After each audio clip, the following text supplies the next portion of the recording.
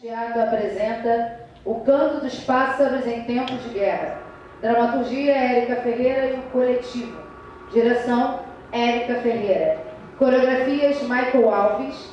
Iluminação Silvio Moura. Fotografia Bernardo Marques. Designer gráfico Rafaela Bastos. Assessoria de imprensa Manuela Marinque e Clara Marinque. Mídias sociais Danusa Formentini. Teaser Tom Marinho. Produção executiva Érica Ferreira. Assistente de produção Cíntia Lima. Produção técnica Bruno Rosa. Estágio de produção Juliane Pontes e Gabriel Taroquera. Assistente de direção Luciano Barbosa. Secretaria de produção Isadora Demésio. Elenco Alexandre Sapucaia, Alan Cortez, Anne Caroline, Camila Ferreira, Camila Gleice, Camila Lopes, Carolina Ferreira, Christopher Costa, Gabriela Reis, Igor Travassos, Isaac Carvalho, Leonilda Dourado, Mariana Leite, Matheus Silveira e Tatiane Lucas. Bem, agradecemos também a presença da intérprete de Libras Jéssica Fonseca. Agradecemos também aos apoiadores Verte Bem Alimentos Saudáveis, Espetáculo Escola de Arte e Tecnologia, Hortifruti Sol Nascente, Leila Medina Flores e Café Seixas de Café da Manhã e Chamais. Pedindo que vocês desliguem seus celulares, por favor, e se forem fotografar, fotografem sem flash, por favor, porque o espetáculo tem uma proposta de luz e uma pesquisa. Agradecemos a presença de todos, o teatro está lotado, hoje numa quarta-feira à noite em Niterói. Obrigada pela presença de todos. Evoé, merda aos atores, para todos nós, bom espetáculo.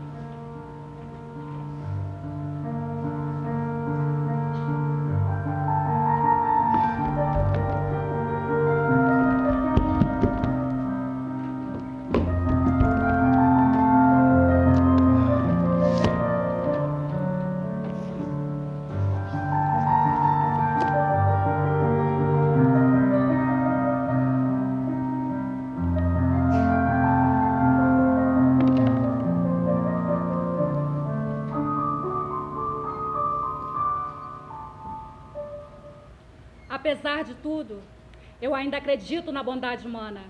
Eu ainda canto a esperança.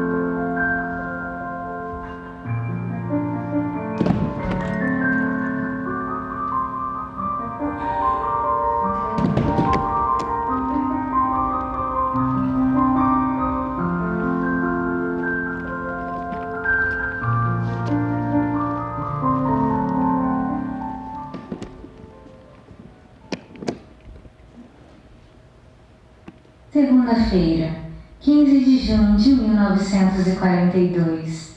Minha festa de aniversário foi no domingo de tarde. Passamos um filme de Rin-Tin-Tin, o Faroleiro. Meus amigos e eu adoramos, divertimos-nos a valer. Vieram muitos meninos e meninas. Mamãe está sempre querendo saber com quem vou me casar. Nem de longe suspeita que é com Peter Wessel. Um dia, sem corar, sem pestanejar, consegui tirar definitivamente essa ideia da cabeça dela. Durante anos, Liz Golsen e Sunny Holtman foram minhas melhores amigas. Mas depois conheci Joe Pedreal na escola secundária israelita. Passamos a andar juntas e ela é agora minha melhor amiga. Liz fez amizade com outra menina e Sunny frequenta outra escola, onde arranjou novos amigos.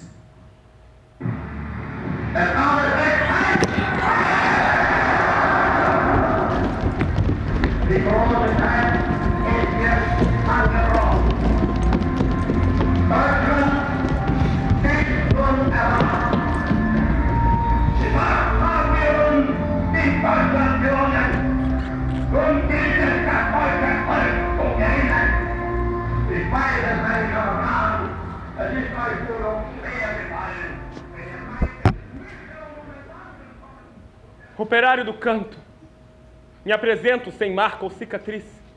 Limpas as mãos, minha alma limpa, a face descoberta, aberto o peito e expresso o documento, a palavra conforme pensamento.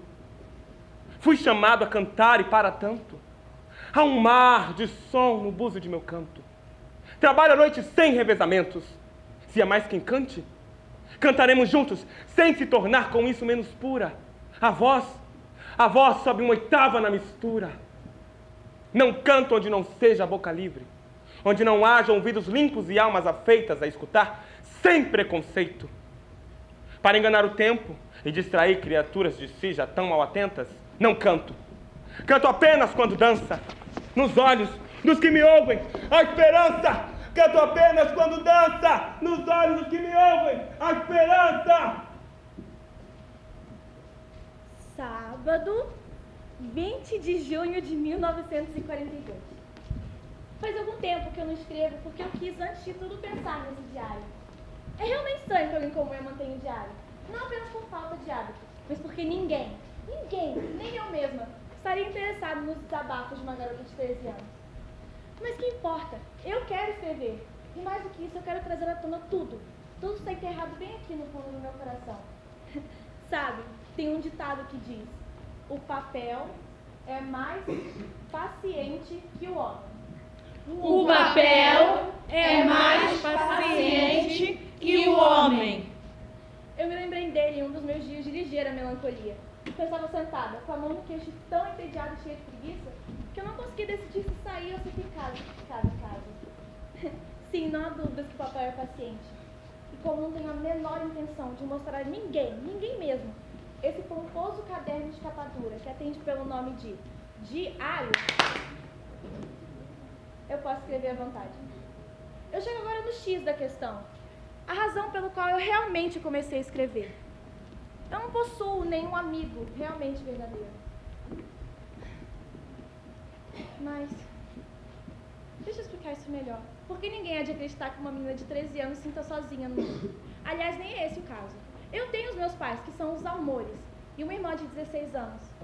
Conheço mais de 30 pessoas a quem poderia chamar de amiga. E tenho uma fila de pretendentes, doidos para me namorar. Mas quando não podem fazer isso, ficam me espionando na sala de aula através de espelhinho. Tenho parentes, tios e tias amáveis, além de um lar agradável. Mas acontece sempre o mesmo com todas as pessoas. Gracejos, brincadeiras, só isso. Eu não sei se é por falta de hábito, mas seja como for, o fato é esse e eu não consigo mudá-lo. Daí esse diário, a fim de destacar na minha imaginação a figura pela amiga pelo qual eu desejei tanto tempo. Eu quero que esse diário seja minha amiga, e eu vou chamar essa amiga de Kitty. Mas se eu começar a escrever a Kitty assim, sem mais nem menos, ninguém vai entender nada. Então eu vou fazer um breve resumo da minha vida até agora. Meu pai tinha 36 anos quando conheceu minha mãe, que na ocasião contava com 25. Minha irmã, Margot, nasceu em 1926, na Alemanha, em Frankfurt. E em 12 de junho de 1929, nasci eu. Mas como nós somos judeus, tivemos que emigrar para a Holanda em 1933, onde meu pai foi designado para o cargo de diretor-gerente da Travis N.V. Essa firma mantém relações estreitas com uma outra companhia, a Colony Company, que funciona no mesmo edifício da qual meu pai é sócio. Mas o restante da nossa família sofreu os impactos das leis antissemitas de Hitler, enchendo nossas vidas de angústia. Meus 2 tios, irmãos da minha mãe, tiveram que fugir para os Estados Unidos fugindo dos programas de Hitler. Depois de maio de 1940, os bons tempos se acabaram. Primeiro veio a guerra, depois a capitulação, seguida da chegada dos alemães. Foi aí que realmente começaram o sofrimento dos judeus. Os judeus tinham que usar bem à vista uma estrela amarela. Os judeus não podiam andar de bicicleta. Os judeus não podiam andar de bonde. Os judeus não podiam dirigir automóveis. Os judeus só podiam fazer compra das 3 às 5. E apenas em lojas com os dizeres loja israelita. Os judeus tinham que se recolher às suas casas às 8 da noite. E depois disso não podiam sentar nem mesmo em seus próprios jardins. Os judeus não tinham acesso ao esporte. Praias, piscinas, tudo que a gente tem hoje, não tinha. Os judeus não podiam frequentar o teatro. Eles não tinham acesso ao cinema, acesso à cultura. Eles não podiam visitar seus amigos cristãos. E assim, estávamos proibidos de fazer isso, não podíamos fazer aquilo. A minha amiga Dilpe costumava dizer: A gente tem medo de fazer qualquer coisa, porque pode estar proibido. Nossa liberdade era tremendamente limitada. Em janeiro de 1942, minha avó faleceu. Ninguém pode imaginar o quanto ela ainda está presente na minha memória, enquanto eu ainda sinto falta dela. Quanto à minha vida escolar, eu fui em 1934 para a escola secundária israelita. E eu lá continuei, até o 6º ano B, quando eu tive que me despedir da senhora K. E em 1942, minha irmã foi para a mesma escola que eu. Ela para o 4º ano e eu para o 1º. Mas tudo vai bem para nós 4 até agora. E assim, eu chego ao dia de hoje. Sua Anne.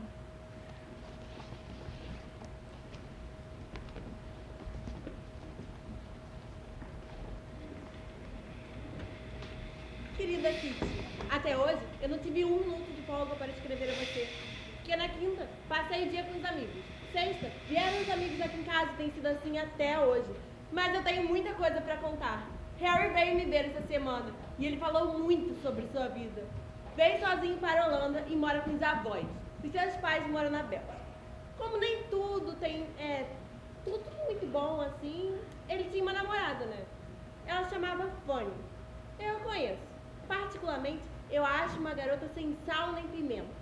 Saindo comigo, ele percebeu que com ela, meu amor, não fazia mais do que sonhar de olhos abertos. Quanto eu, parece que eu lhe sirvo de estimulante, conservando bem acordado. Como é estranhas as emoções que causamos nas pessoas, não é, Kitty? Bom, você deve estar se perguntando por que eu tô chateada. 2 motivos. Fanny veio dormir aqui em casa hoje à noite e foi para casa de Liz no domingo. Me deixou aborrecer tremendamente.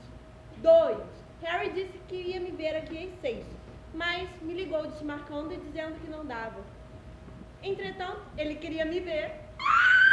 Depressa, ajeitei o cabelo, troquei o vestido e fui então esperá-lo à janela, ansiosamente.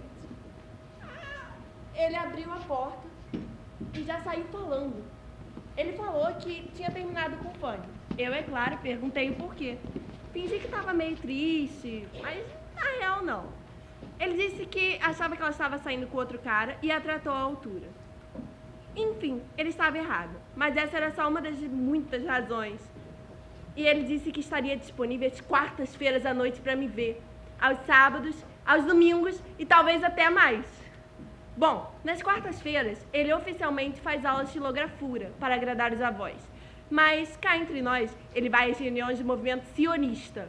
Ele se sente até atraído pela coisa. Mas o negócio é que os avós não apoiam. Entretanto, tem havido muitas confusões lá e ele decidiu largar o movimento. Agora, ele está disponível para vir me ver. É claro que eu perguntei. Se seus avós são contra o nosso namoro, como é que você pretende vir aqui? Aí que ele me disse, o amor encontra meios. O amor encontra meios, o amor encontra meios, o amor encontra meios. Essa frase ficou ecoando na minha cabeça o dia inteiro. E eu fiquei repetindo ela por aí. Mas, naquela noite, andamos muito. E ficou decidido que eu encontraria às 6:55, na noite seguinte, em frente à casa dele. Com amor, sua Anne.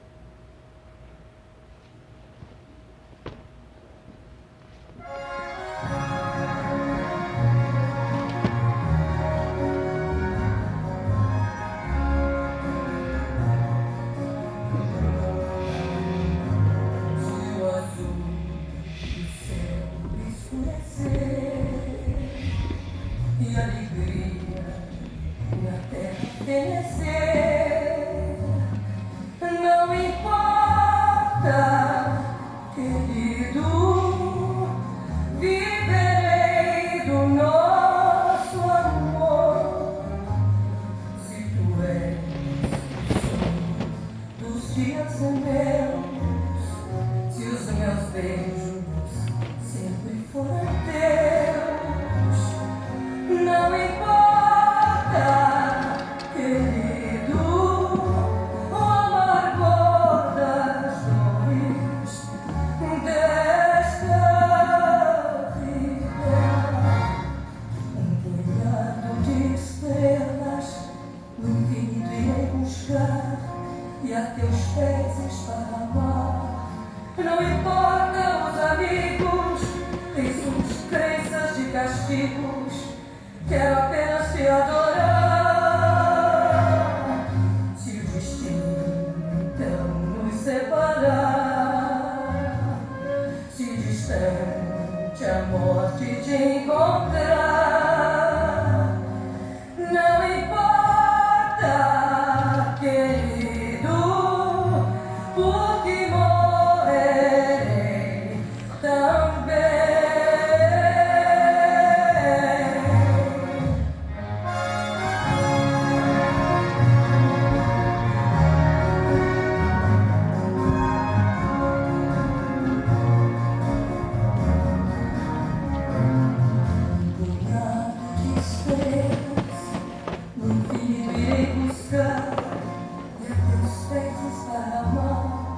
Não importa os amigos, risos, crenças e castigos. Quero apenas te adorar. Quando enfim a vida terminar e dos sonhos nada mais restar, no milagre supremo Deus fará no céu te encontrar.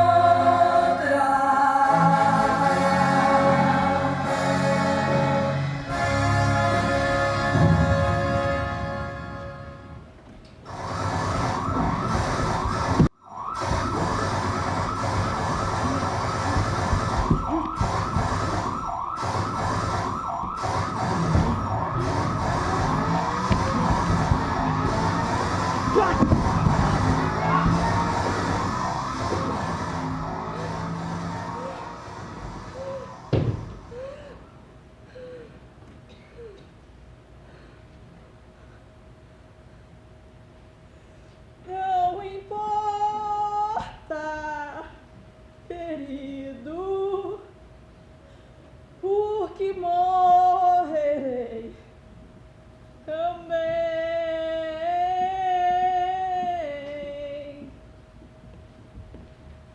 Meu filho, é 8 horas, até dá tempo. Ele não, mãe, vai dar tempo, eu vou correndo. Aí o amigo dele estava com ele, falou, olha, ele tá aqui no UPA, ele tomou um tiro. Ele falou, mãe, não vai trabalhar não. Eu falei, não, meu filho, eu só não ia trabalhar, mas eu não vou trabalhar. Tô aqui com você. Aí ele foi e falou, mãe, eu tomei um tiro. Eu falei, meu filho, não fala pra você não ficar sabendo. Ele, mãe, blindado me dando tiro. Ele não me viu com roupa de escola. Essa é a casa aqui do suposto traficante, entendeu? Ele dormia lá, ó. Lá naquele sofazinho lá, a irmã dele dorme aqui e a gente aqui. Aí ele dormia ali. Ele falava que ali ia o vento todo nele. Então a gente opinando por deixar ele lá. Ele sempre gostou desse sofazinho dele. A presença dele tá forte aqui dentro. Tipo, vou e venho entrando ali a qualquer momento, afastando o pano. Mãe, cheguei. Mãe, já entrei para dormir. Eu me lembro que uma vez o time dele ganhando. Aí eu e meu pai torcendo contra, só que ganhou esse dia. Aí eu olhei pra cara dele e vi que a alegria dele era tanto, ele era o único flamenguista aqui dentro. A Vascaína se uniu com ele e começou a gritar de fora. Ah, Flamengo do meu filho, ganhou ele, meu filho. Meu filho todo bobo, ele, isso, mãe. Torce mesmo, é Mengão, mãe. Meu filho, é o Flamengo do meu filho, ganhou. Aí demorou muito tempo, a ficha caiu, agora chega. Eu já rendi muita homenagem pro seu time. Ele, amanhã só era meu fechamento. Aí falando que ele queria, porque eu queria que eu virasse flamenguista. A maior lembrança que vai ficar foi um vídeo que os amigos dele filmou ele na escola. Foi você, né, meu amor? Você, o Castelo, um abraço. Vem cá. Nossa, aquele vídeo ali é a única coisa que eu tenho com o áudio do meu filho. A vozinha dele só tá ali. É o único vídeo que eu tenho com o áudio dele. Eu vou ficar com o tchau dele. Ele abriu na porta do quarto e me dando, tchau, mãe, tô indo. Eu falei, vai, meu filho, vai com Deus. Corre pra dar tempo. Aí tá, aí foi embora. Aí eu estava me levando ele alvejado.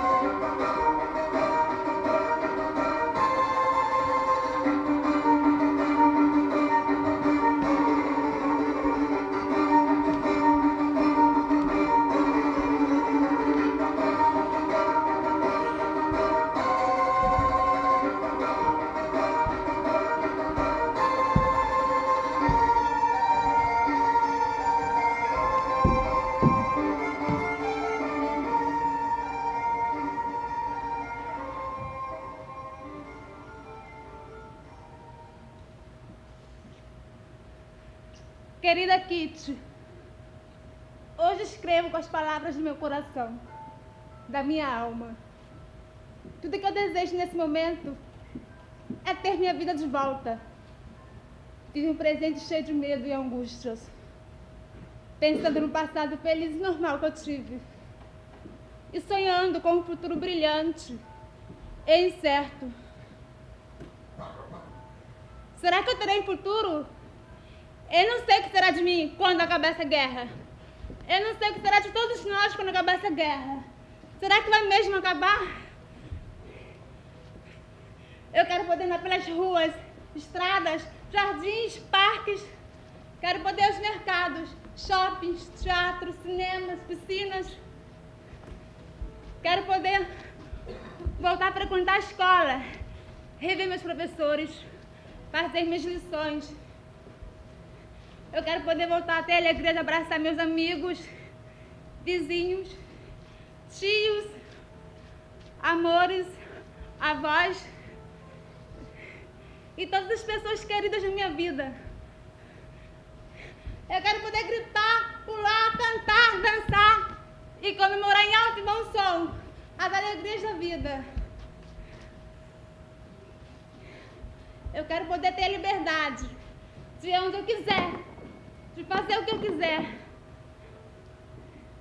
e de ser quem eu quiser.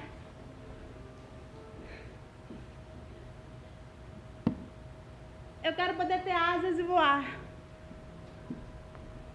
Voar, voar, voar para bem longe, para longe de todas as maldades desse mundo.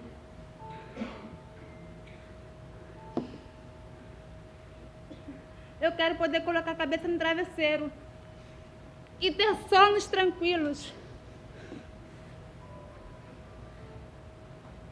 Quero poder sonhar, sonhar, sonhar, sonhar, sonhar, sonhar, sonhar, sonhar, sonhar sem medo.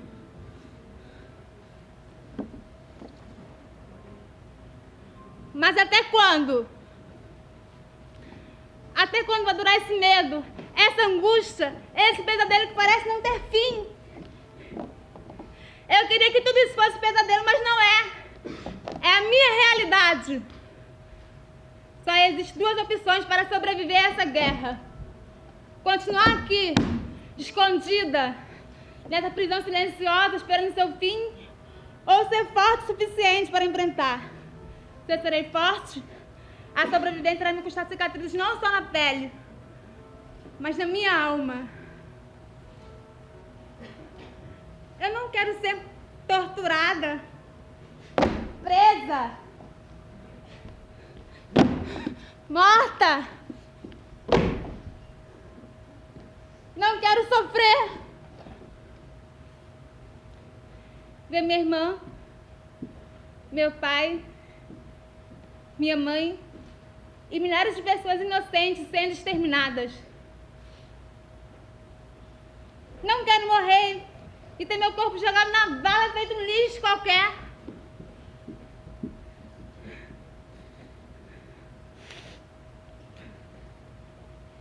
Eu não quero deixar esse mundo em vão, e sim uma história aqui. Não quero parar de ler nem de escrever, porque as palavras são um conforto para o meu coração e um alimento para a minha alma. Kitty, minha querida, se eu sobreviver, posso ter certeza que irão brotar palavras de todos os lugares do meu corpo. E elas sairão da minha cabeça, dos meus ouvidos, dos meus olhos, da minha garganta, do meu peito, do meu coração e da minha alma. Todo o meu corpo irá descrever para o mundo, em forma de livro, as dores dos judeus, dos negros, dos homossexuais e de todos os torturados nessa guerra. Quero continuar viva, mesmo após a minha morte, através das minhas palavras. é em frente.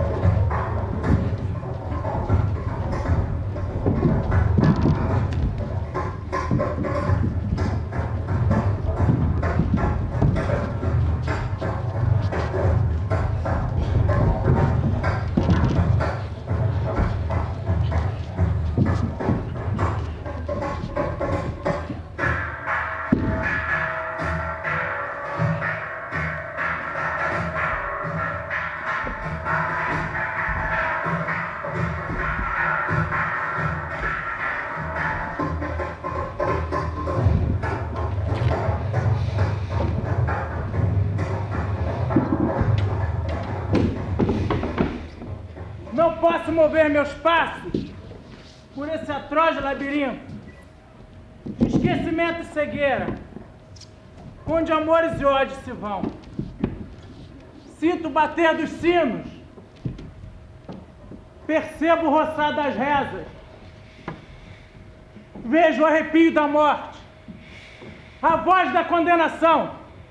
Avisto a negra masmorra e a sombra do carcereiro que transita sobre a angústia, com chave no coração. Descubro as altas madeiras do excessivo cadafalso. Entre muros e janelas, o pasmo da multidão.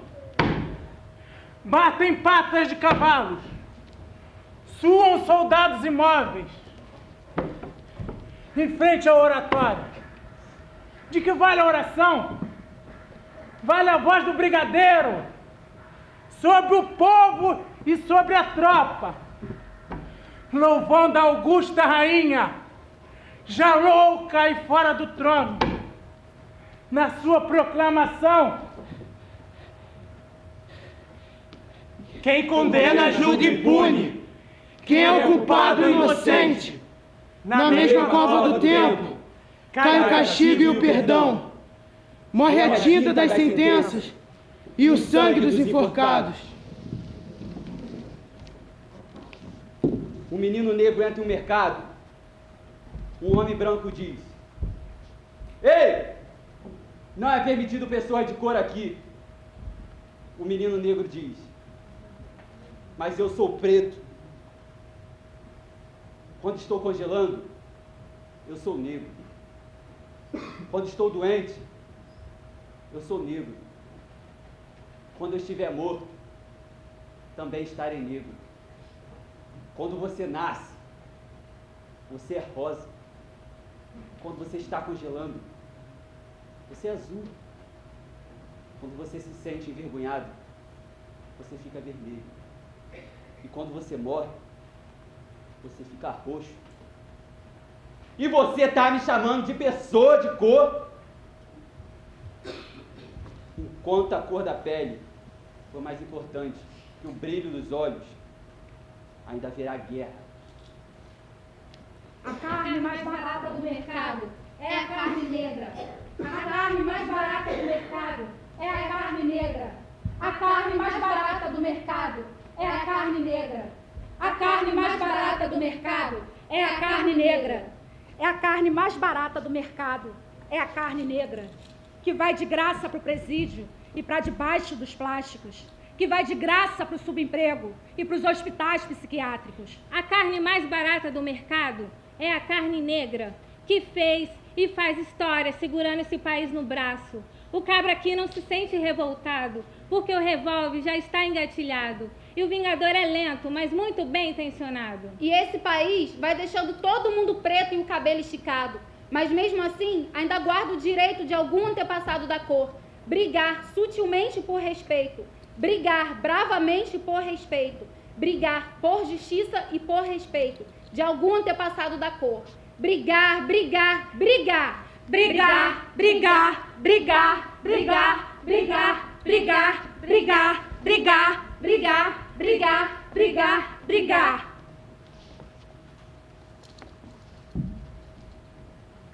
Hoje, faz 24 meses que eu tô vivendo aqui. Tenho medo das perseguições. Me tranquei dentro deste quarto. Me tranquei dentro de mim mesma. O medo me domina.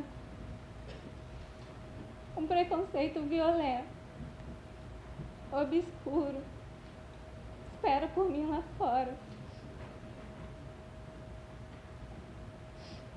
É como se uma nuvem tentasse apagar a imagem de vida que eu tenho lá fora.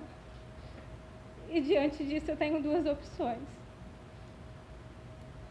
sair, sentir a dor no peito, na alma, por ser quem eu sou,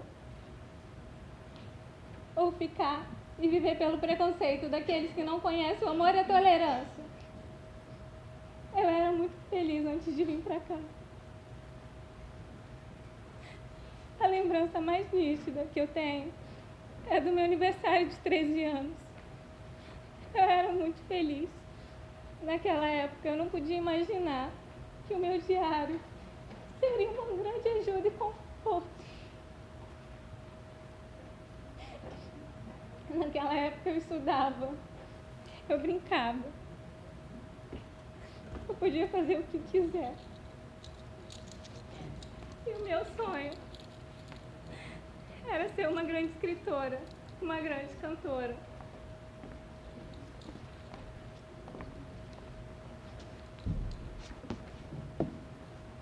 Sexta-feira, 5 de junho de 1944.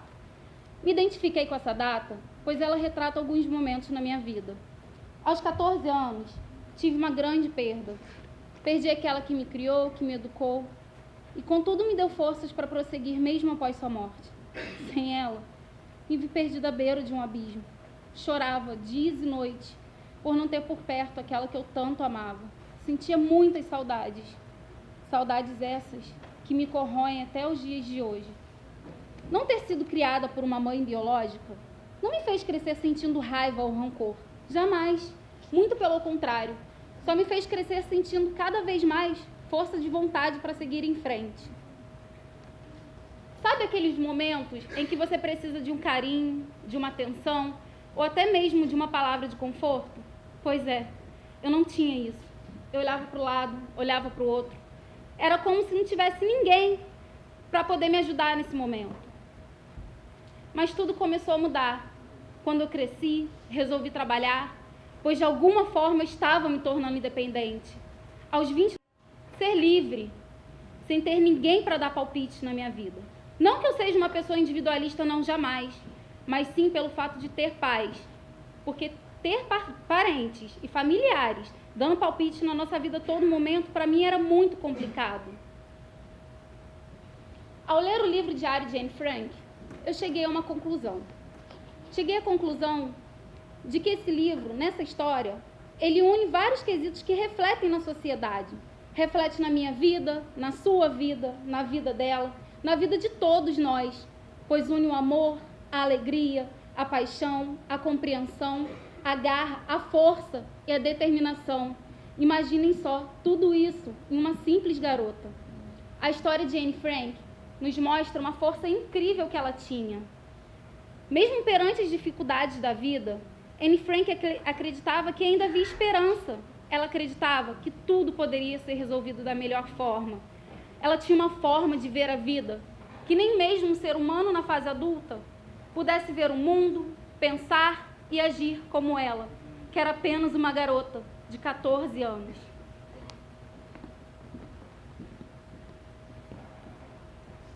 Domingo de manhã, 7 de maio de 1944. Papai e eu tivemos uma longa conversa.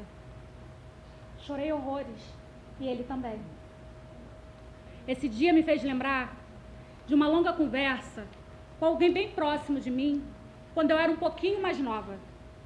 Como na adolescência nos achamos os donos da verdade, que estamos certos sobre tudo e que não devemos ser contrariados em nada. Temos resposta para tudo, mas ao mesmo tempo não conseguimos responder às nossas próprias perguntas.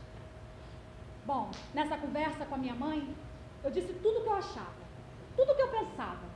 Como é que eu pude ser tão rude, tão cruel?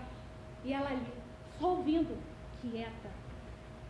Quando eu terminei, ela, em sua sabedoria, madura, vivida, começou a colocar todas as suas questões, contrariando, evidentemente, as minhas. E por mais que eu não quisesse reconhecer com as minhas palavras, uma lágrima após a outra escorria sobre o meu rosto. E sabe por quê?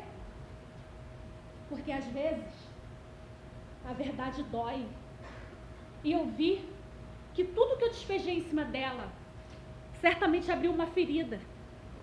E não havia nada, mas nada, do que eu dissesse que poderia mudar aquela situação. Mas eu tive a chance de mudar. Tive a chance de enxergar que eu não sou a dona da razão e que nada me dá o direito de entristecer ou ferir o outro com as minhas verdades. Eu preciso do equilíbrio. Hoje, eu sou mãe. E só fui perceber aquela figura matriarcal, protetora, disposta a tudo por mim, quando eu passei por um processo bem complicado. E quem estava ali era ela. Não que ela tenha mudado. Ela sempre foi o que foi. Meu porto seguro, meu apoio. Mas eu só enxerguei isso depois. Mas eu tive sorte. Tive a sorte de recomeçar algo que eu poderia ter afastado. Não ela de mim. Nunca. Porque eu sei que ela não desistiria. Para sempre sua, Tatiane. É preciso amar as pessoas como se não houvesse amanhã. Porque se você parar pra pensar, na verdade não há. Sou uma gota d'água, sou um grão de areia. Você me diz que seus pais não entendem, mas você não entende seus pais. Somos tão jovens, tão jovens, tão jovens. Henry Frank amava como um de nós. Amava demais, amava demais, amava demais, amava demais, amava demais, amava demais, amava demais.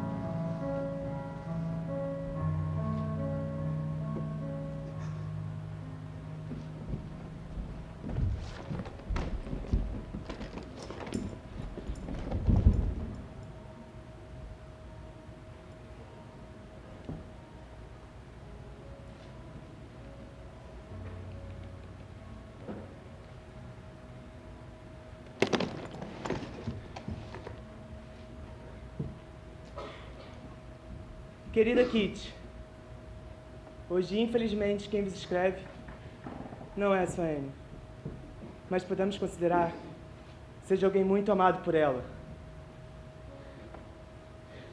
Assim como ela se sentia nesses últimos dias, posso considerar que minha dor seja algo comparável.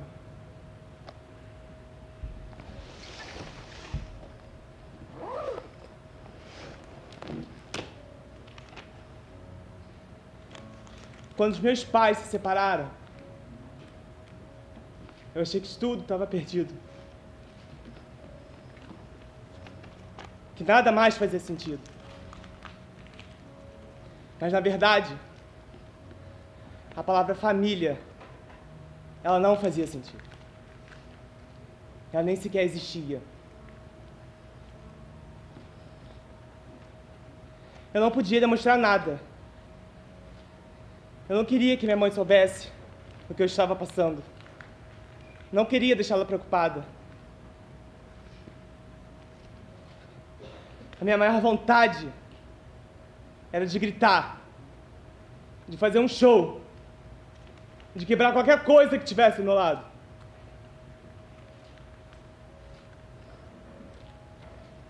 E até mesmo chorar. Chorar muito. Mas eu não suportaria receber deles seus carinhos piedosos. Eu não queria que ele soubesse do sofrimento que eles estavam me causando. Eu apenas queria dizer, mesmo sem palavras, que eu sou forte. E que eu iria aguentar qualquer coisa que a vida colocasse na minha vida.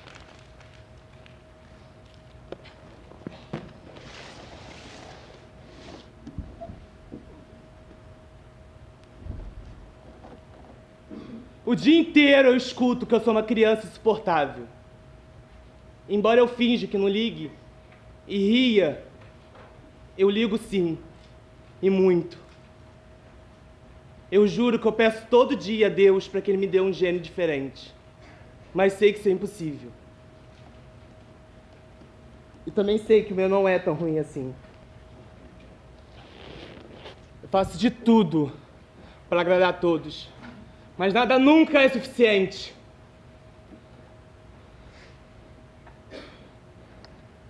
Mas é que ao contrário deles, eu não consigo ser doce com uma pessoa durante o dia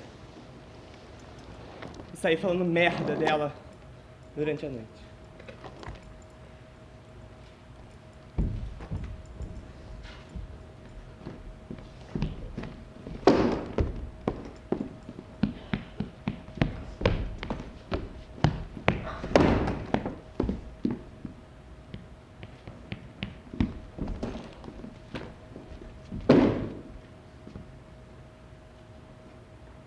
Como os outros, eu também tenho um relato. Eu me lembro, 24 de junho de 1944, me lembrou do dia onde eu fiquei aqui no centro, andando 3 horas seguidas, com o calor do sol queimando meu rosto e sem um ponto no bolso. Eu fiquei com fome, fiquei com tanta fome, que quase roubei a comida da senhora que estava ao meu lado. Aí eu vi um senhor que estava dando doces. Eu cheguei para ele e pedi um. E ele me negou. E nesse mesmo texto, na segunda estrofe, a Anne falava de um tal garoto chamado Harry, que a esperava todo dia de manhã. Me fez lembrar da primeira garota que eu amei. Eu cheguei para ela e disse tudo o que sentia, mas ela não gostava de mim. E eu levei um fora.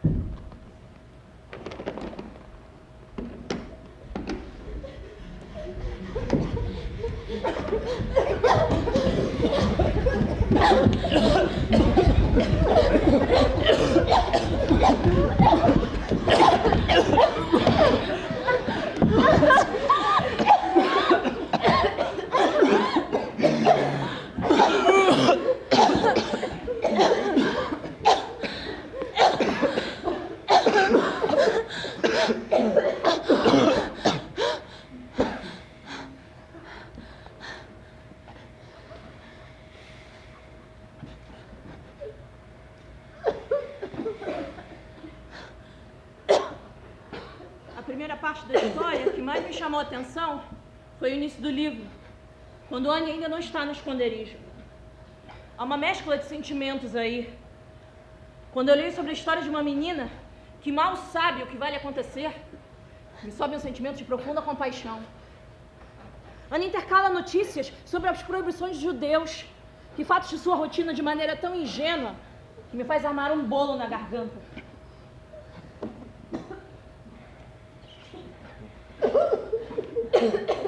Ela não sabe o que vai lhe acontecer.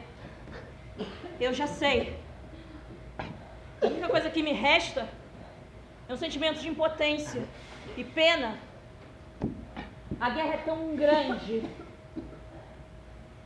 tão incomparavelmente maior do que ela. O que mais me angustia é não saber quando as coisas vão começar a apertar do seu lado. Vamos ver um campo colorido, mas logo saber que virão as escavadeiras e irão destruir tudo. Falo especialmente do dia 24 de junho de 1942. Ela intercala notícias sobre a proibição dos judeus. Falou sobre sua ida ao dentista e sobre seu primeiro encontro com o Harry.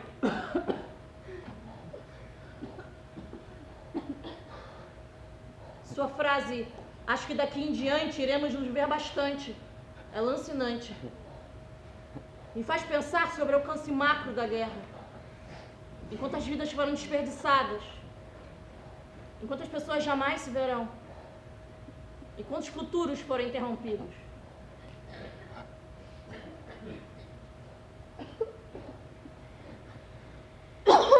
A segunda parte da história marca o dia 13 de junho de 1943. Um dia depois de seu aniversário. Seu pai lhe havia escrito um poema e sua leitura me emocionou muito. Até então, Annie parece, pelos seus relatos, ser uma menina tentando lidar com as mudanças da adolescência. Impaciente, explosiva, um tanto infantil, incapaz de conter seus impulsos. Como toda menina adolescente, ela também é respondona. Responde sempre aos pais. Detesta ouvir críticas alheias. Ela também fala da falta de afeto que sente pela mãe e pela irmã mais velha. O poema do pai segue um tom contrário ao tom da filha. É um afetuoso conjunto de conselhos comuns aos pais, que pede que Annie os observe e os ouça e os siga, porque eles são mais experientes e sabem o que falam.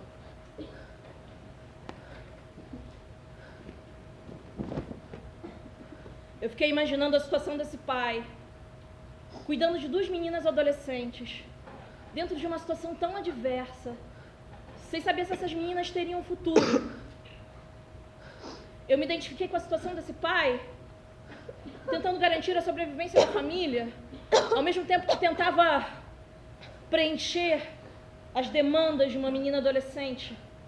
Demandas essas que pareciam pequenas para a guerra, mas que eram grandes para ela.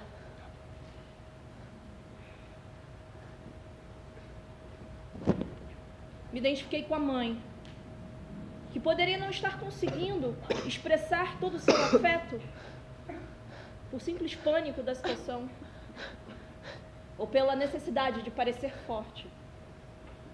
Me identifiquei com esses dois pais, preparando suas filhas para o mundo que se revelava na guerra. Já eu não sou mais Annie, já faz algum tempo. Consigo entender perfeitamente os sentimentos e a posição dos pais dela, assim como entendo perfeitamente os sentimentos e as posições dela. Acho que estou envelhecendo. Tenho mais cara de mãe do que de filha. Essa constatação também me fez refletir bastante. Hoje eu sei que quem me deu a ideia de uma nova consciência e juventude. Tá em casa, guardado por Deus, contando vil metal. Minha dor é perceber que apesar de termos feito tudo o que fizemos, ainda somos os mesmos e vivemos. Ainda somos os mesmos e vivemos. Ainda somos os mesmos e vivemos como os nossos pais.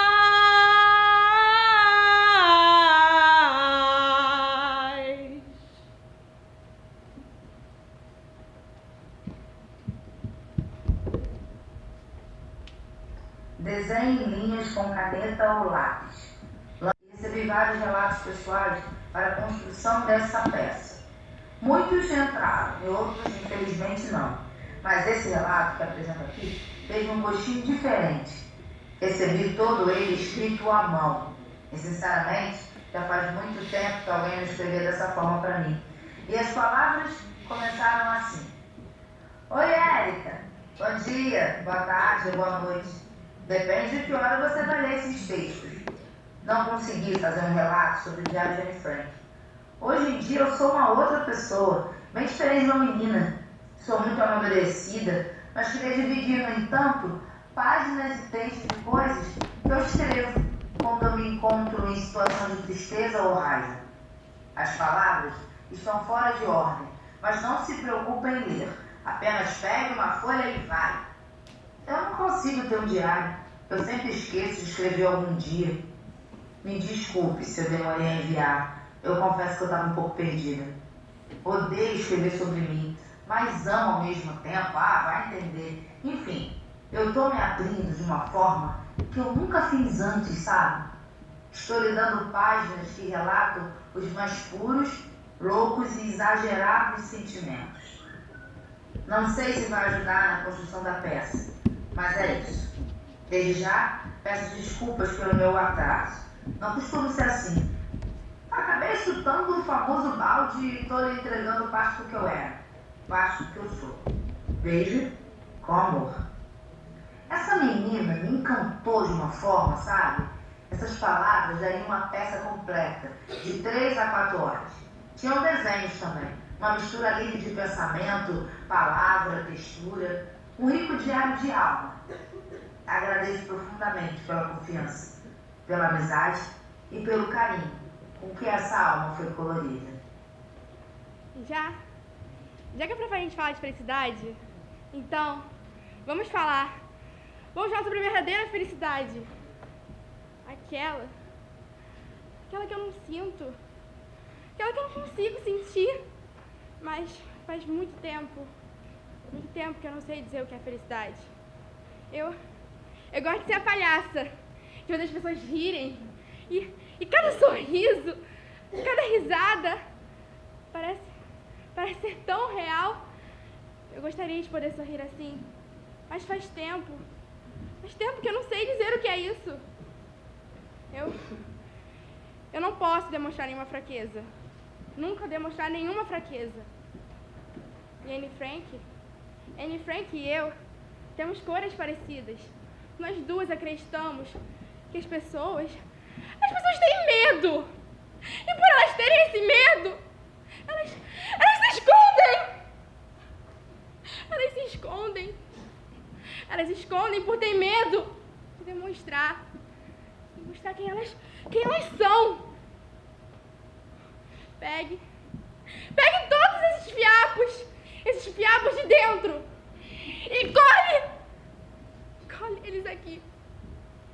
Eu tive uma vontade louca de ir embora, e eu ficava e tudo piorava e eu não aguentava mais. O que me prendia era o amor, todo o amor que eu sentia pela minha família. Tinha medo que um dia esse amor se tornasse um tanto faz.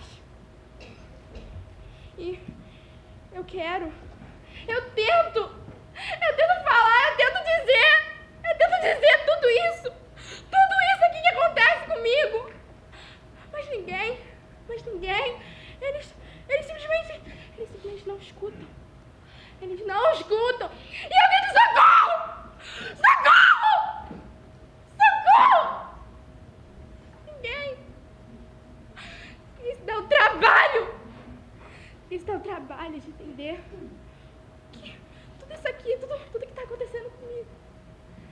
Afinal, eu sou mais uma adolescente.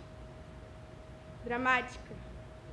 E o problema dela, ela não tem nenhum problema. Vocês não têm nenhum problema.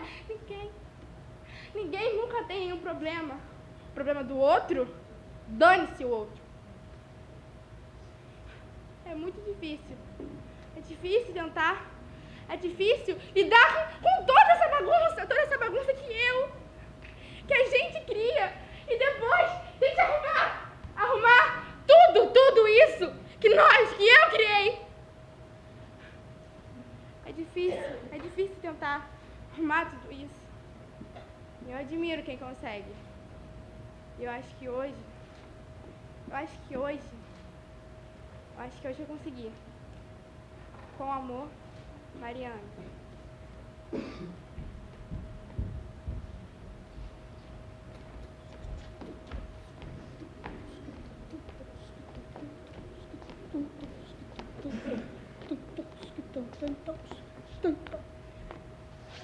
Se você receber um limão, você pode fazer uma limonada. Ou se não, não fique triste. Pode fazer outra limonada. Então, você pode ficar feliz, fazer uma caipirota, ou se não, uma limonada.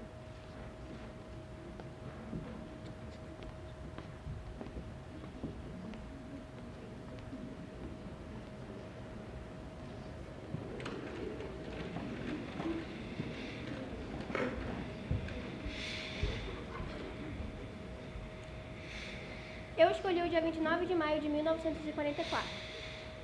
Se me pedissem para definir a Anne, seria corajosa. Não existe palavra melhor. Apesar de ser meio irônico, porque ela passou 2 anos escondida. O que me tocou muito é que ela vivia com questionamento de que talvez teria sido melhor se ela e sua família, ao invés de terem se escondido, tivessem morrido. É possível que tivesse poupado muito sofrimento. Quantas vezes não pensamos em desistir? Quantas vezes nos arrependemos e queremos voltar atrás? Eu me encontro num momento em que me sinto completamente perdida, não sei qual caminho escolher. Medo do que o que eu escolher não ser aquilo que eu esperava. Medo de não ter capacidade suficiente, de não conseguir ser aquilo que esperam de mim. Eu me sinto tão idiota às vezes por brigar com os meus pais, por reclamar do meu mau humor, de como eu trato, eu falo com alguém. Mas eu não sei o que acontece. Eu sou uma garota rebelde fazendo drama. Só vive reclamando. Reclamando de quê? Que problema que essa garota tem? Não faz nada pra ninguém, nada pra se preocupar. Uma garota ingrata. Talvez eu seja ingrata. Mas eu não sei, é muita pressão. O mundo te força a crescer. É como se ele estivesse te esperando. Como se ele estivesse esperando você errar e fizesse você sentir um lixo. É muita pressão, é como se minha mente, meu corpo, tudo paralisasse. Eu não sei o que fazer. Eu queria pedir, gritar pro tempo parar. Ou simplesmente voltar no tempo, onde tudo era mais simples, voltar a ser criança. Sim, talvez seja drama. Mas, apesar de tudo, mesmo nos meus piores momentos, eu tenho aquele pequeno desejo de continuar. Porque eu boto na minha cabeça. Tem que ter valido a pena. Sim, tá cada vez mais difícil, mas eu cheguei tão longe. Eu não posso desistir. Eu não posso deixar que a maldade do mundo me pareça uma coisa normal. Pra simplesmente não deixar a magia da verdadeira felicidade. Pra simplesmente não deixar de acreditar que ela mora no caminho e não no final. Muitos acham que coragem é não ter medo. Mas é muito pelo contrário. Coragem é a superação do medo. E é por isso que eu escolhi essa data. Porque mesmo depois da vida ter dado todos os motivos para ela desistir, ela continua perseverando até onde pôde. De toda a sua Anne Caroline, para Anne Frank. Vem!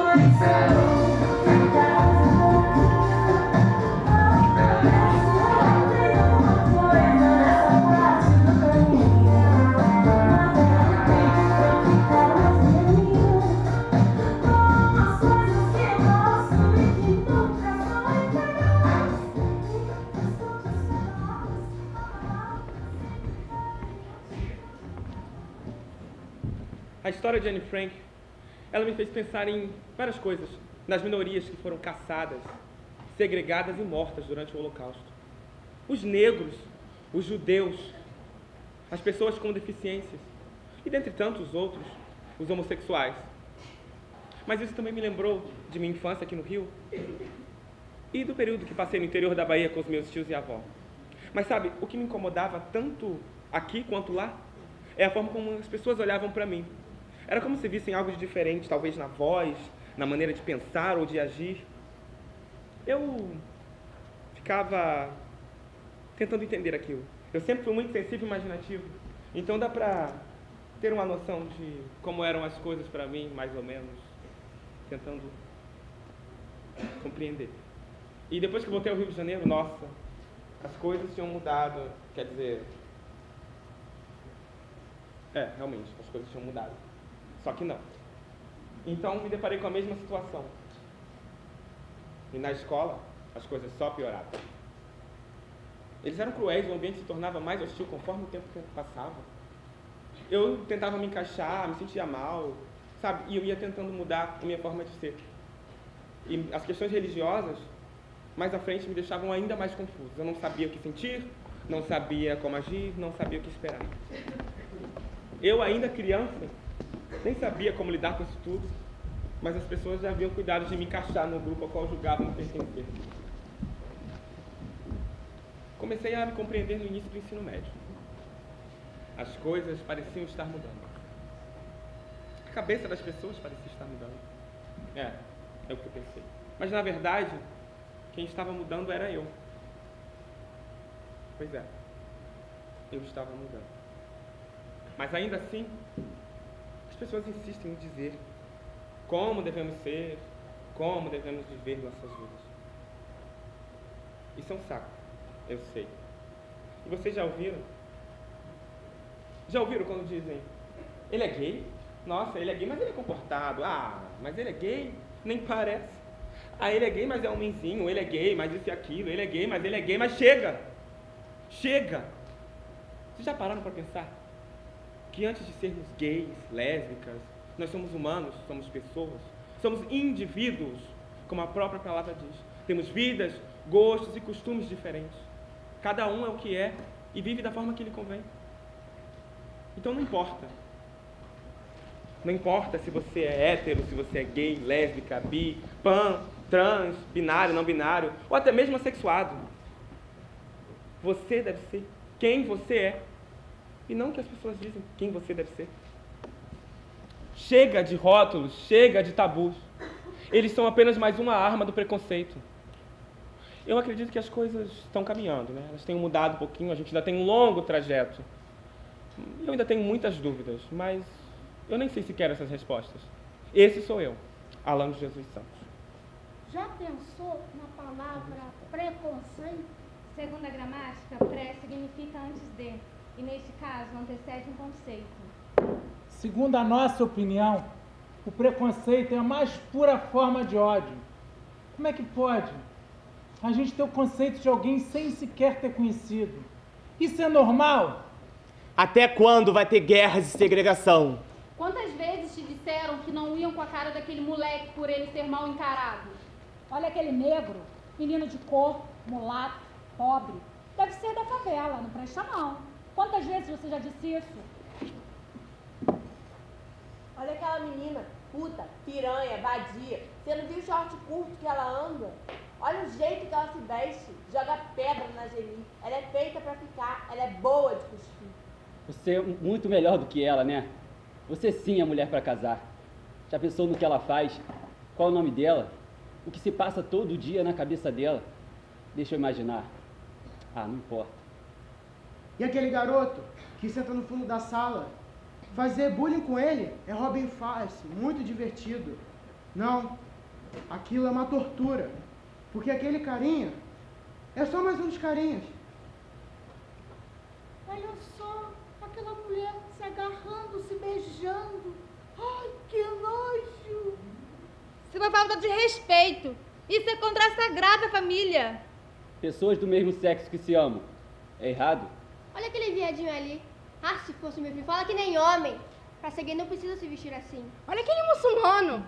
Olha aquele judeu. Nós precisamos entender que as pessoas são diferentes. A cor dos olhos, a cor da pele. Aquele menino no fundo da sala só quer ser feliz. Aquela menina só quer ser ela mesma. Eu só quero ser eu mesma. Me deixa ser feliz.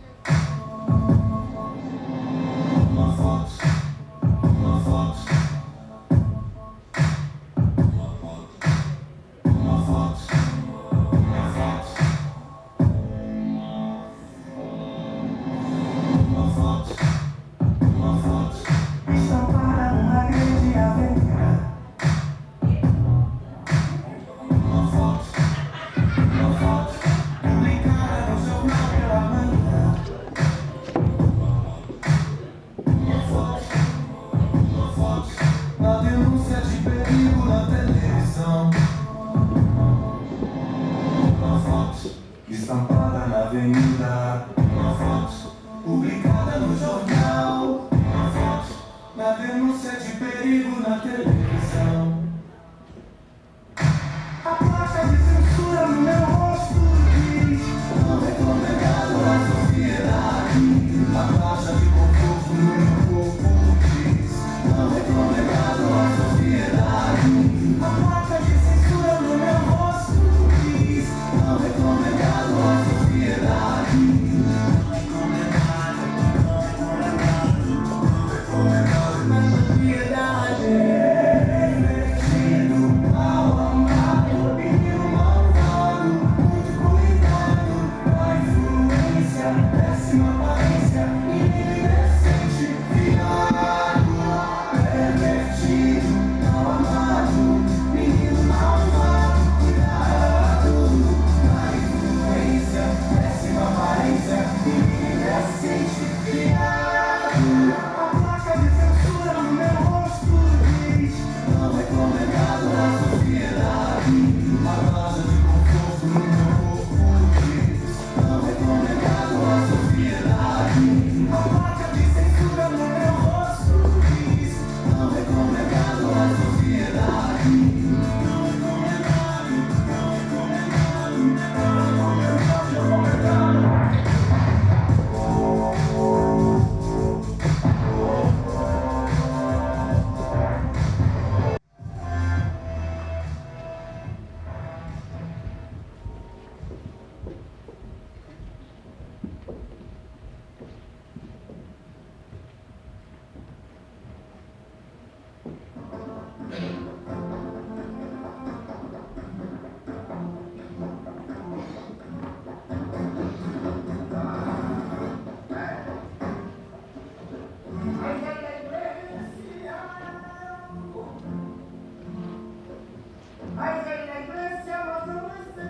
Valladolid. Me recuerdo bien, yo era profesora de niños. Los días eran tan bellos. Los campos eran amarillos, los mismos campos descritos por Cervantes, los mismos campos en que Quijote luchó contra los molinos de viento. Yo iba con mis niños y niños, todos tan pequeños. Algunos días del mes salíamos del edificio de la escuela y íbamos a explorar las proximidades. Andábamos por los campos de trigo y los rosales. No había peligro. Caminábamos un poco y luego las veíamos. Las ruinas de un castillo medieval. Sería de moros o cristianos. Allí merendábamos y debajo de aquellos muros de piedra yo les contaba historias antiguas de un rey poeta que sabía hablar el árabe y tenía médicos judíos. Historias de una España dorada, antigua, de una España que ya no existe.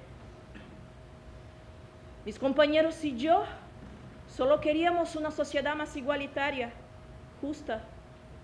España ya acogió tantos pueblos, gitanos, judíos, musulmanes, ¿Por qué tanto odio polarizado? Si no estás contra España, eres nacionalista. Únete a Franco o serás otra comunista de mierda. Nacionalismo o muerte. ¿Por qué no querer la libertad? Palabra prohibida por esos tiempos. Libertad de opinión, libertad de expresión. Si no soy igual, si no pienso igual, merezco la muerte. 1936. Mi ciudad fue una de las primeras a caer. Todavía escucho el sonido de las bombas. A veces despierto con el sonido de los bombardeos aéreos. Solo queríamos una sociedad libre del fascismo. No sabíamos de todo. Yo no sabía del fusilamiento de los sacerdotes. Yo no sabía. Yo no participé de los incendios de las iglesias.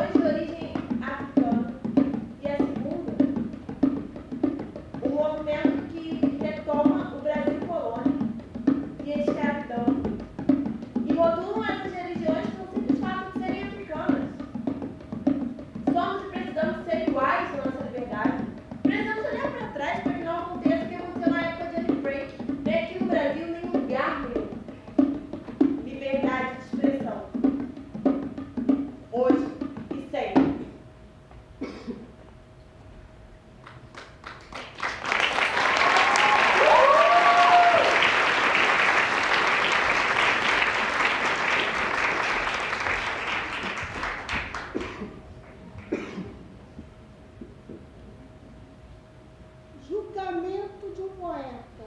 No ano passado, foi julgado o poeta União Soviética, Joseph Brodsky. Qual o seu nome? Joseph Brodsky. Qual a sua ocupação? Eu escrevo poemas, traduzo, eu suponho que você... Não interessa o que o senhor supõe. Fique em pé respeitosamente. Olhe para a corte. Responda. Onde o senhor trabalhava? Eu já disse, eu escrevo poemas, eu traduzo também. Eu julguei que seriam publicados E o senhor tem algum meus trabalho poemas. regular?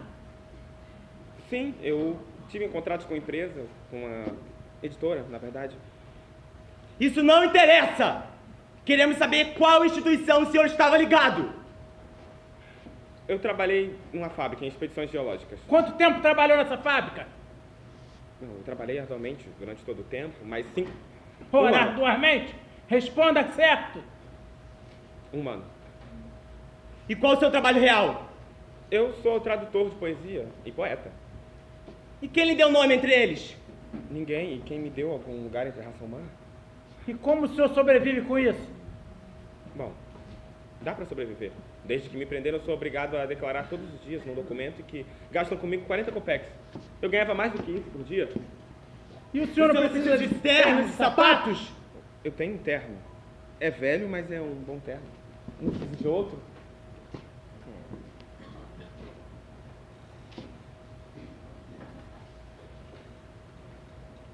Olhe para a corte. O senhor tem alguma pergunta a fazer? Não, eu queria esclarecer que o comunismo ele não se trata só do trabalho do carpinteiro ou do cultivo do solo. Ele também significa o trabalho intelectual, tudo. Chega de palavras pomposas. Responda. Como o senhor vai organizar suas atividades de trabalho para o futuro? Eu gostaria de escrever e traduzir, mas se isso contraria a regra geral, então eu arrumaria um trabalho e escreverei poemas. É a última pergunta! Eu gostaria de saber por que fui preso. Isso não é uma pergunta! É um pedido! Então, eu não tenho nenhum pedido. Joseph Brodsky foi condenado a 5 anos de trabalho forçado numa fazenda estatal de Arcângel, na função de carregador de estrela. O poeta tinha 24 anos. Soldado Ed Slovic, número 36.896.415. Companhia de Infantaria G-109, 28ª Divisão, Exército dos Estados Unidos da América do Norte. Praça Slovic é acusado de recusar-se a servir aos Estados Unidos, usando rifle e baioneta, tendo desertado para evitar perigos oriundos do dever de lutar em combate. Declara-se inocente ou culpado? Culpado. Tem alguma coisa a alegar em sua defesa? Não, eu fugi. Não queria lutar. Você tinha conhecimento de que milhares de soldados tentam escapar do serviço com estratégia de má conduta, ferimentos autoprovocados e fingindo insuficiência mental? Já ouvi falar. Sabia do tratamento condescendente do governo para esses casos? Sim. Você teve a oportunidade de voltar ao campo de batalha? O coronel me ameaçou à corte marcial caso eu não voltasse imediatamente. Mas todo mundo sabe que a 28ª Divisão é o próprio inferno. E respondi que se me mandassem de novo, eu fugiria novamente. Eu não iria lutar. Você conhece o princípio militar, segundo o qual um cidadão fisicamente capaz de não lutar pelo seu país não merece viver? Não, não conheço. Você tem alguma coisa a alegar em sua defesa? Repito novamente. Eu já disse, eu não iria lutar. Minha vida foi bem dura, foi terrível. Tive que roubar para comer. Passei boa parte da minha vida atrás das grades. Se tivesse me convocado, pelo menos há 1 ano e meio, eu até poderia ir. Mas eu estava preso. E agora, que tenho mulher, tenho moradia, não vou lutar. Mal cheguei a tocar no meu rifle. Teve até momentos em que nem carreguei as munições. Os superiores do soldado Slovic não recomendaram clemência para ele e para os soldados que queiram imitá-lo. A prisão não é um castigo, nem uma ameaça. Ele desafiou diretamente a autoridade do governo. Se a pena de morte por deserção jamais for imposta, esse é um caso em que ela é justa, em fim de manter a disciplina sem a qual nenhum exército pode enfrentar seus inimigos. Os Estados Unidos da América do Norte, em meio à Segunda Guerra Mundial, 10.110.103 soldados. Desses, uma cifra que se acredita ultrapassar de 1 milhão conseguiu escapar ao combate utilizando os mais variados estratagemas. 40.000 desertaram. Desses desertores, 2.684 foram levados à corte marcial e 84 foram condenados à pena de morte. Ed Govic tinha 24 anos.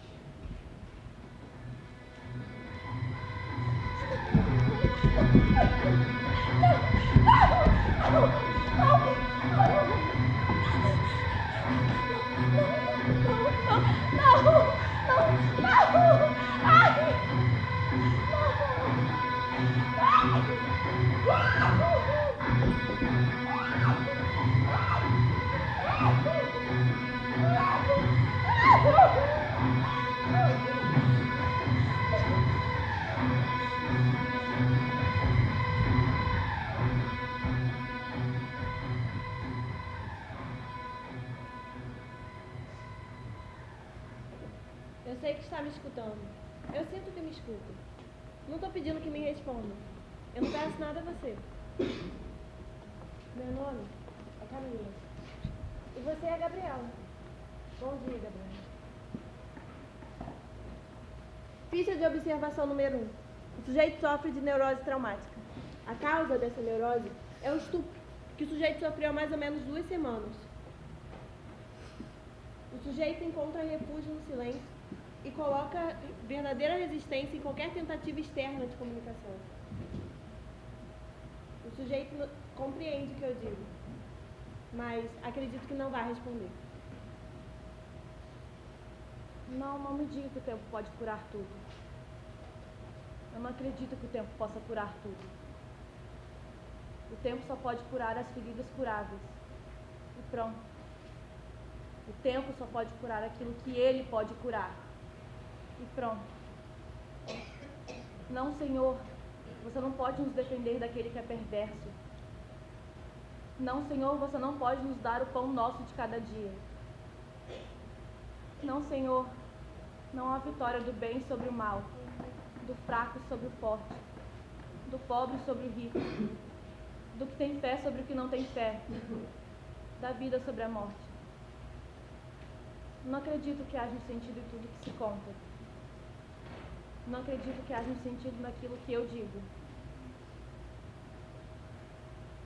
Ficha de observação número 2. O sujeito sofre de uma alteração do eu. O sujeito encontra refúgio no silêncio e toda comunicação exterior é percebida por ele como uma forma de agressão. Para o sujeito, o estupro continua. O novo guerreiro dos Balcãs viola a mulher do seu próprio inimigo e assim dá um golpe de misericórdia. O sexo da mulher do seu inimigo étnico se torna um campo de batalha total. Em nenhum outro lugar o ódio se manifesta de uma forma tão brutal quanto nesse novo campo. O novo guerreiro não se expõe às balas, às bombas. Ele se expõe somente aos gritos das mulheres.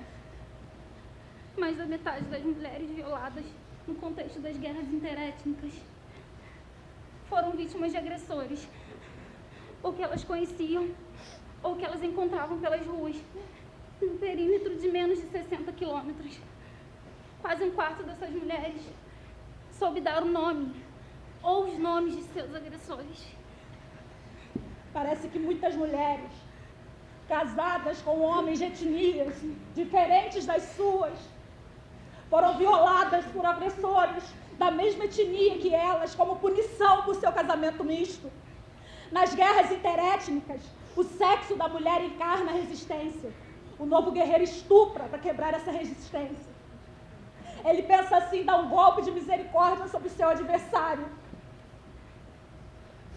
Após ter posto ao abrigo a sua mulher, sua filha, sua mãe, sua irmã, o combatente se lança na perseguição da mulher, da filha, da mãe e da irmã de seu adversário. Não! Não!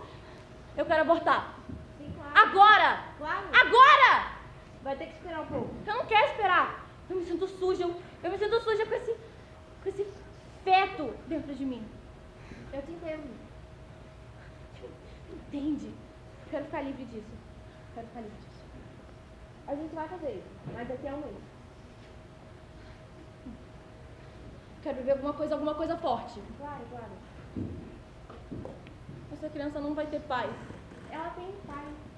Essa criança não tem nome. Ela tem que ter um nome.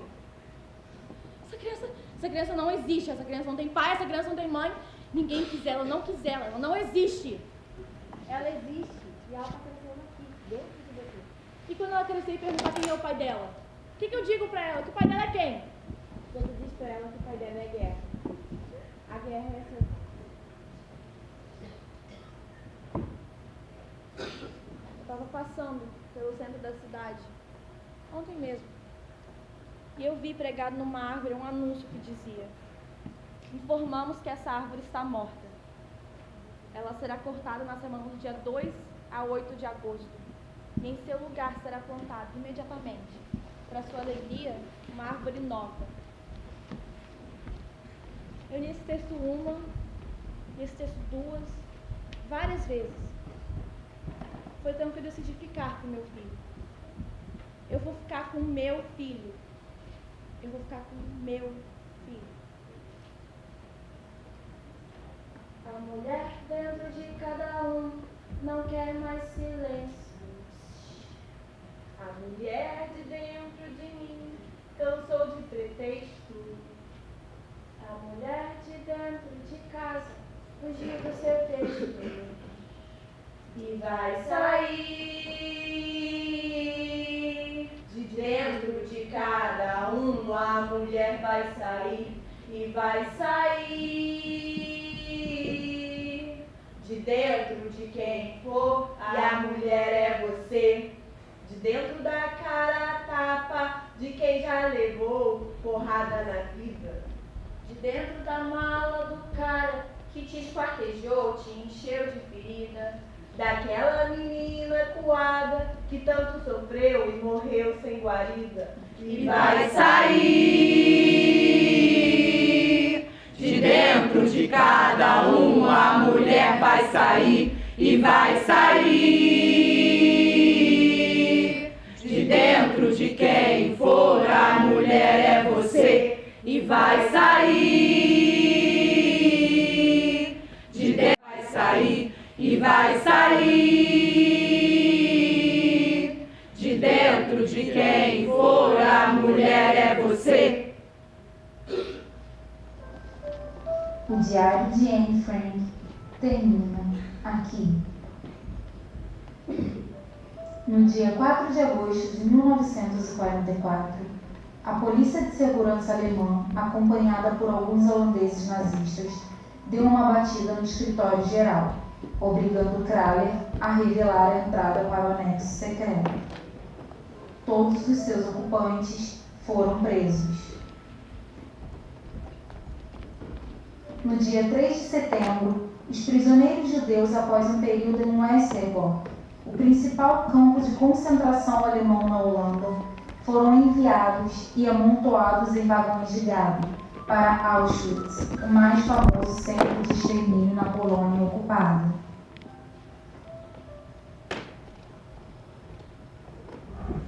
O anexo secreto foi saqueado e destruído durante a batida policial. Alguns dias depois, misturados aos jornais velhos e lixo espalhados pelo chão, o limpador encontrou os cadernos onde Anne escrevera seu diário.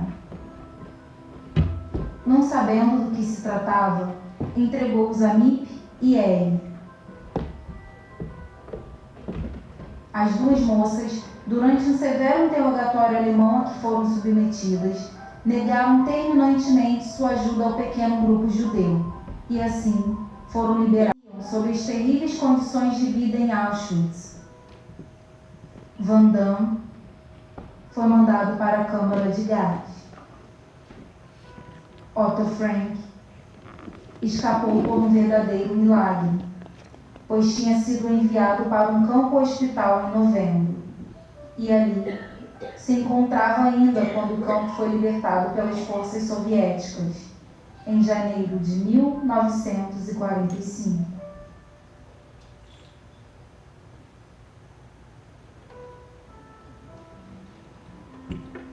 Os outros prisioneiros do campo, cerca de 11.000, foram evacuados pelos alemães. Entre eles estava Peter Van Damme, de quem nunca mais se teve notícia.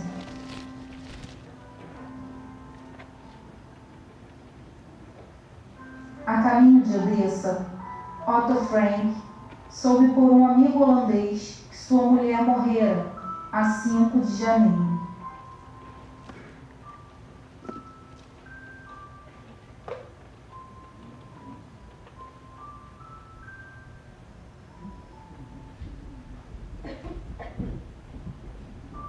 Quanto às irmãs, Anne e Margot, foram enviadas para Bergen-Belsen, na Alemanha, 2 meses após a morte da mãe. Ali, Anne mostrou as mesmas qualidades de coragem e paciência na adversidade que a haviam caracterizado em Auschwitz. Em fevereiro de 1945, as 2 irmãs contraíram tifo.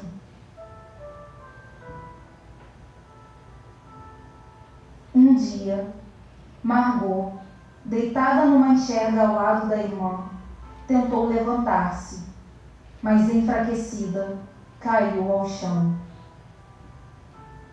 No seu estado de doença e fraqueza, o choque foi mortal.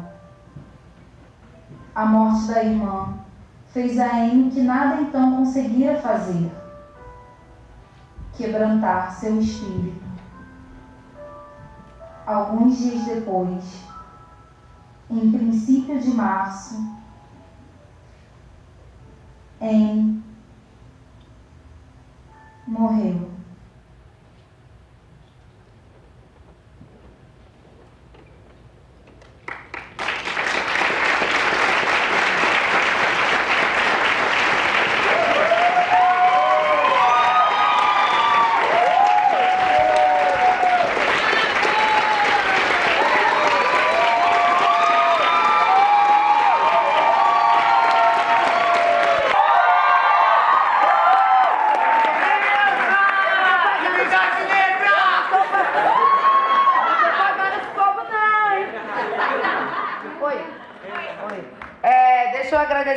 Não sei por que falar de microfone, mas tudo bem, vou falar porque está aqui, né? Vou agradecer a presença de todos vocês, muito obrigado a todos, muito obrigada a todos. É uma turma de básico, né? Eles tiveram já um trabalho de 6 meses e a gente fez um outro trabalho de 6 meses agora. E o que foi muito legal dentro desse trabalho é que cada um, no caso, a galera leu o Diário de Anne Frank e a gente foi relacionando, né, as suas próprias histórias com esse trabalho. E alguns momentos a gente se pegou assim, gente, realmente não é uma personagem fictícia, ela não foi uma pessoa inventada por um autor, ela realmente existiu. Ela poderia ser qualquer um de nós aqui, ela poderia ser a mãe de família que acabou de levar um tiro porque simplesmente acharam que ela era uma bandida que tinha roubado o próprio carro e ela acabou de falecer ontem. Ela podia ser qualquer um de nós. E isso pode acontecer com qualquer um de nós, infelizmente. Dizer, virar para eles, que eu digo isso. Muito obrigada. E eu falei isso aqui atrás para eles, pelo carinho, pela dedicação, pelo compartilhamento de felicidade e de vida, porque a gente sabe como é difícil viver no nosso país com tudo que acontece e com as guerras que a gente vive o tempo inteiro. Cantar diante de tudo que acontece é uma resistência.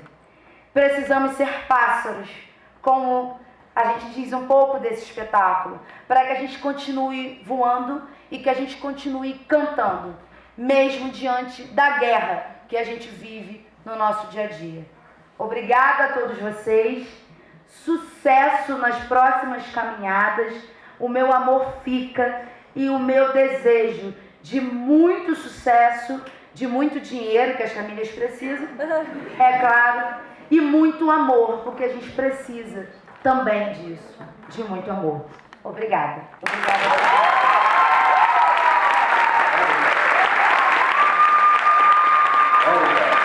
Sorteio, tem um sorteio aí. Cadê aqui? Oi, ah, peraí, tem coisa antes. Tem coisa antes. Cadê? Tá aí, velho? Tá aí? Sorteio, já pode chegar. Não, calma aí. Peraí, Érica.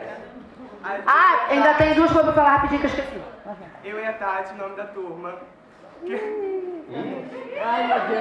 Então, eu acabei esquecendo, peraí, rapidinho. Então, essa turma é uma turma de básico. Só que tem 2 alunos que já passaram por todo o curso, que dura 2 anos, que é o Matheus e a Tati. E como acabou não batendo horários, eles vieram fazer com a gente. No caso, a Tati, segunda vez comigo, tem que me amar muito.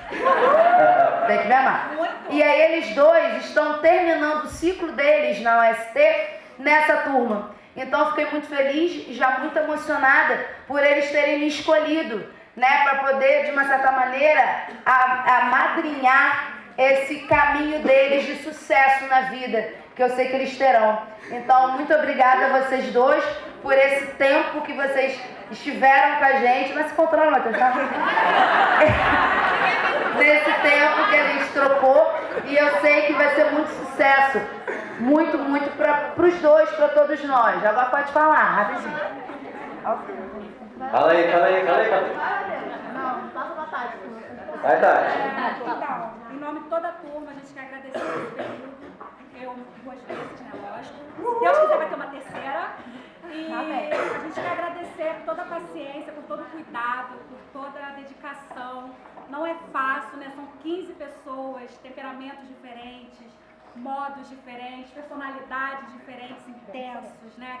Quentes, fervorosos, mas apaixonados pelo que faz. Então, muito do que a gente é, do que a gente se tornou, certamente você, toda a OST, colaborou para que nós nos tornássemos o que a gente é hoje. Então, em nome de toda a turma, a gente quer te dar.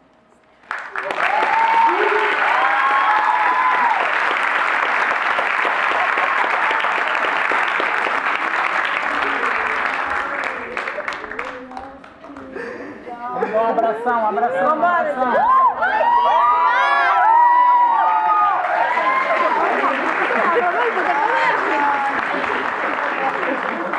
Três. Aê, valeu! Foi, Bernardo? Não é Bernardo. Foi, valeu, obrigado. A gente pede que vocês aguardem os atores no saguão do teatro, por favor, no foyer, que eles já vão se arrumar para sair. Muito obrigado, uma boa noite a todos.